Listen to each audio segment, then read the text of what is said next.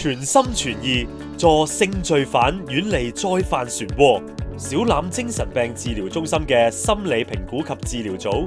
係東亞首個為性罪犯而設嘅住院式治療項目。20多年嚟，治療小組本住專業專注嘅態度，採用跨專業協作模式，為中至高重犯風險嘅性罪犯提供全方位嘅治療方案。喺 ETU 呢度，我哋嘅團隊以跨專業協作模式，匯聚咗臨床心理學家、精神科醫生同埋前線懲教人員嘅力量，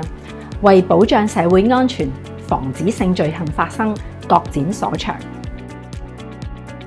為咗幫助干犯性罪行嘅在囚人士，喺重返社會之後唔再重蹈覆轍，我哋推陳出新，將服務進一步延伸至社區。除咗提供輔導支援之外，近年我哋都會同社區嘅機構合作，推行感動人心同穿越圍牆項目，安排佢哋參與健康均衡生活嘅活動之餘，仲邀請咗佢哋透過視像去分享自己嘅更新經歷。過去嗰3年完成治療嘅人士，佢哋再犯率係0，